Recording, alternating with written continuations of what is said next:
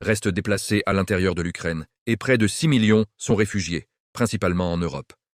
Rien que cette année, environ 122 000 personnes ont été nouvellement déplacées, principalement en provenance des zones de première ligne. L'ONU estime que 12,7 millions de personnes ont un besoin urgent d'aide humanitaire, ce qui souligne l'ampleur de la crise. Le coût de la reconstruction et du redressement de l'Ukraine est estimé à 486 milliards de dollars au cours de la prochaine décennie, selon une évaluation conjointe de l'Ukraine de l'ONU, de la Banque mondiale et de la Commission européenne. Cela représente 2,8 fois le PIB de l'Ukraine en 2023. Une somme astronomique qui illustre l'ampleur de la destruction. Les critiques européens du plan américain se sont montrés particulièrement virulents. Kaja Kallas, dans une interview récente à CNN, a été directe.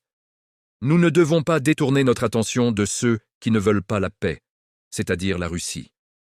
Nous n'entendons pas parler de concessions russes. » Elle a critiqué le plan des États-Unis pour ne pas exiger de concessions de Moscou et rejeté les propositions visant à limiter les capacités militaires de l'Ukraine, arguant qu'elle reviendrait à récompenser l'agression.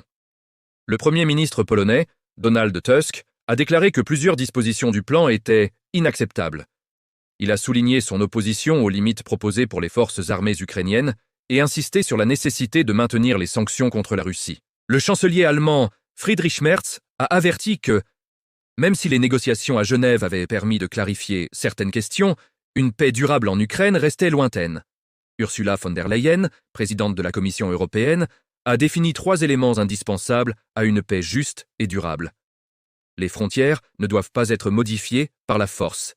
Il ne doit pas y avoir de limites imposées à l'armée ukrainienne et l'Union européenne doit jouer un rôle central pour garantir la paix pour l'Ukraine.